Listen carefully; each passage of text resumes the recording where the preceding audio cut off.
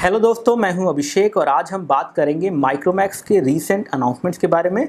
कल माइक्रोमैक्स का launch event हो चुका है और हमने कुछ कवरेज भी किए हैं। हमने हैंड्स ऑन किया है कैनवस 6 प्रो का, कैनवस 6 का भी, जो कि हिंदी में आ रहा है। आप हमारे चैनल पे उन वीडियोस को देख सकते हैं। इस वीडियो के बाद आपको वो वीडियोस भी मिल जाएंगे चैनल पे।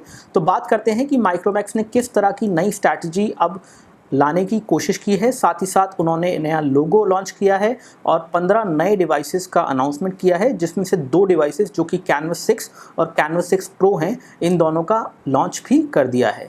तो बात करते हैं कि ऐसा क्यों हुआ है, माइक्रोमैक्स ने ये नई स्ट्रैटेजी क्यों लाए हैं और क्या एक्चुअली में हो रहा है मोबाइल फ़ोन मार्केट में। अगर हम इंडिया की बात करें तो किस तरह का कंपटीशन इंडियन प्लेयर्स जैसे कि माइक्रोमैक्स, कार्बन, लावा, इस तरह की कंपनीज़ को मिल रहा है। तो अगर मैं पिछले कुछ 1 से 1.5 साल के बारे में बात करूं तो पिछले 1 से 1.5 साल में जितने भी चाइनीज़ प्लेयर जो इन कंपनीज़ के लिए फ़ोन बनाते थे, जैसे कि जियोनी माइक्रोमैक्स के लिए फ़ोन बनाता था, वीवो और ओप्पो भी माइक्रोमैक्स के लिए फ़ोन बनाता था, कुछ इस तरह की कंपनीज़ चाइना में जो माइक्रोमैक्स के लिए फ़ोन बनाते थे, अब ये सारी कंपनीज़ इंडिया में आ चुकी हैं और अपना फ़ोन खुद बना के बेच रही हैं।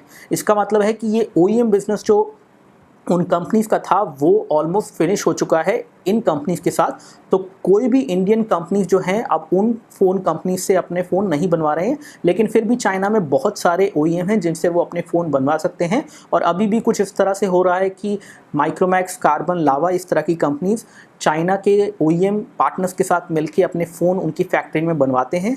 यहाँ मंगवाने के बाद उनके ऊपर OS डालते हैं, उसको ऑप्टिमाइज़ करते हैं, उसके ऊपर अपनी R&D थोड़ी बहुत लगाते हैं और उसके बाद उसे मार्केट में पैकेज करके बेच देते हैं। तो कुछ इस तरह से ये सब चीज़ें चल रही थी अभी तक, लेकिन अब थोड़ा सिनेरियो चेंज होने लगा है क्योंकि सारी कंपनी जो है चाइना की इंडिया में आके खुद अपना मोबाइल फ़ोन बेच रहे हैं। तो ऐसे में माइक्रोमैक्स को बहुत ज़्यादा कंपटीशन मिल रहा है। अब अगर मैं कुछ ऐसी कंपनीज़ की बात करूं जो कि सबसे ज़्यादा माइक्रोमैक्स को, कार्बन या लावा को कंपटीशन दे रही हैं, तो वो हैं कंपनीज़ जैसे कि शाओमी, कंपनीज़ जैसे कि ओप्पो, वीवो, या फिर हम इसमें चीकू, क्योटेरा को भी इंक्लूड कर सकते हैं। और साथ ही साथ हम ऐसी कंपनीज़ को भी इंक्लूड कर सकते हैं जो कि थोड़ी बड़ी कंपनी है, जैसे कि लिनोवो। अब लिनोवो एक बड़ी कंपनी है जो कि एक्चुअली में एक चाइनीज़ कंपनी है। लिनोवो ने काफ़ी मार्केट जो है कैप्चर किया है, ख़ासतौर से ऑनलाइन प्रोडक्ट्स जो हैं उनके काफ़ी बिके हैं। K3 नोट काफ़ी सक्सेसफुल रहा उनका, और बहुत से पुराने फ़ोन भी जो हैं, जो लिनोवो A7000 है, 6000 है, ये सारे फ़ोन जो हैं काफ़ी बिके हैं। तो कुछ इस तरह से देखा जाए तो चाइनीज़ प्लेयर्स जो पहले चाइना में सिर्फ डील करते थे, वो अब इंडिया में आके डायरेक्ट डील कर रहे हैं और आपको बेहतर फ़ोन दे रहे हैं। और ये फ़ोन आपको ऑनलाइन बड़े आराम से मिल जाते हैं, जो कि तकरीबन 10 से 15 हज़ार रुपये के फ़ोन होते हैं। अब अगर हम इस प्राइस सेगमेंट की बात करें तो ये प्राइस सेगमेंट इंडिया का सबसे बड़ा प्राइस सेगमेंट है, जिसमें सबसे ज़्यादा फ़ोन खरीदे जाते हैं। अब इस प्राइस सेगमेंट में पहले माइक्रोमैक्स सबसे ज़्यादा फ़ोन इसलिए बेचता था क्योंकि टियर 2 या टियर 3 टाउन में, जो कि गाँव हैं या फिर दूर के जो शहर हैं जहाँ पे ऑनलाइन इतना नहीं है, इंटरनेट इतना नहीं है, वहाँ पे आप आराम से ये फ़ोन बेच सकते थे डिस्ट्रीब्यूटर्स और रिटेलर्स के नेटवर्क के थ्रू, जो कि माइक्रोमैक्स और बाकी कंपनीज ने भी किया है। लेकिन आज के टाइम पे फ्लिपकार्ट और अमेज़न और स्नैपडील की वजह से आप फ़ोन आराम से ऑनलाइन ख़रीद सकते हैं और वो सीधा आपके यहाँ पर डिलीवर हो जाता है। इसकी वजह से डिस्ट्रीब्यूटर और रिटेलर का जो मार्जिन है वो उसमें से हट जाता है और फ़ोन जो है सस्ता हो जाता है। कुछ इस तरह की स्टोरीज़ हम देख सकते हैं जो कि लिनोवो के साथ हुई है, जो सक्सेसफुल स्टोरीज़ हैं, जो उन्होंने फ़ोन बेचे हैं। साथ ही साथ शाओमी भी इस तरह की स्ट्रैटेजी का उपयोग कर रहा है और इस तरह से ये चाइनीज़ प्लेयर जो है माइक्रोमैक्स को कंपटीशन दे रहे हैं। अब है एक नया समय जिसमें माइक्रोमैक्स ने एक नई स्ट्रैटेजी निकाली है,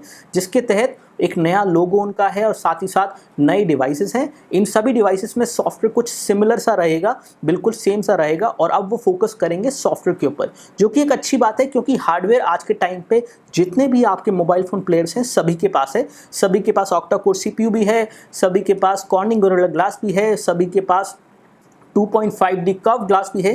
तो ये सब चीज़ों के चलते रहते हार्डवेयर अब सभी लोगों के पास है। तो ऐसे में आपके पास बहुत ज़्यादा चॉइसेस हो गई हैं, जो कि थोड़ा कंफ्यूजिंग है, लेकिन कुछ इसी तरह से ये चल रहा है। तो आगे आने वाले समय में माइक्रोमैक्स की स्ट्रैटेजी है कि उनके जो भी फ़ोन्स होंगे उनमें एक ही सेम तरह का OS आपको मिलेगा, जो कि अभी नहीं होता है। और ये सेम तरह का OS कुछ सर्विसेज आपको प्रोवाइड करेगा, जैसे कि अगर आपको कुछ खाना खाना है तो अगर आप फूड लिखेंगे तो कुछ एप्लीकेशन के रिजल्ट्स आपके मोबाइल फ़ोन में आ जाएंगे, जो एप्लीकेशन आपके फ़ोन पे इंस्टॉल्ड हैं या नहीं भी इंस्टॉल्ड है। और अगर आप उन एप्लीकेशन को यूज़ करके उन सर्विसेज से खाना ऑर्डर करते हैं तो उसमें माइक्रोमैक्स जो है उन एप्लीकेशंस को प्रमोट करने का पैसा उन एप्लीकेशन प्रोवाइडर से लेगा। कुछ इस तरह का मॉडल आने वाला है। साथ ही साथ माइक्रोमैक्स अपने फ़ोन को सॉफ्टवेयर के मामले में और ज़्यादा कनेक्टेड बनाएगा और सॉफ्टवेयर पर फोकस करके आगे आने वाले समय में सॉफ्टवेयर के थ्रू आप इस कंपनी को सर्वाइव होता हुआ देखेंगे। माइक्रोमैक्स की यही स्ट्रैटेजी है कि सारे डिवाइसेज जो है माइक्रोमैक्स से कनेक्टेड रहेंगे और एक दूसरे से आपस में अच्छे से बात करेंगे। तो कुछ इस तरह की नई स्ट्रैटेजी होगी जिसमें सॉफ्टवेयर के थ्रू आप पैसा बनाएंगे। कुछ इस तरह का चीज़ होती है ऑलरेडी एंड्रॉयड पे भी और iOS में थोड़ा ज़्यादा होती है। अगर आप एप्पल आईफोन की बात करें तो आईफोन में जो भी सॉफ्टवेयर आपका फ़ोन खरीदने के बाद जो आप यूज़ करते हैं, जिस तरह की एप्लीकेशन आप खरीदते हैं, उससे एप्पल को भी पैसा जाता है। तो कुछ इस तरह से एप्पल ऐप स्टोर के ऊपर जो एप्लीकेशन आप खरीदते हैं उसमें से कुछ कट उनको जाता है और उससे वो पैसा कमाते हैं। हालांकि उसमें से काफ़ी कट जो है डेवलपर्स को भी जाता है।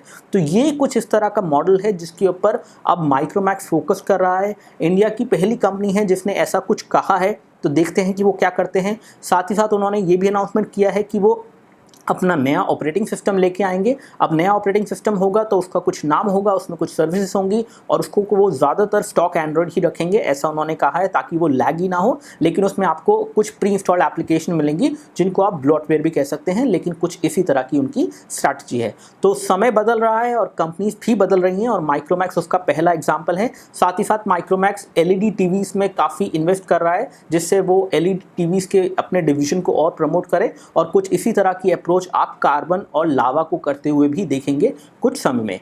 तो ये सारी चीज़ें हो रही हैं मार्केट में, माइक्रोमैक्स से रिलेटेड हैं जो चल रही हैं। इसी के साथ मैं इस वीडियो को समाप्त करता हूं।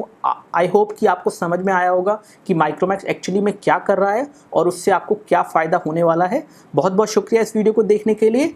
जय हिंद, वंदे मातरम।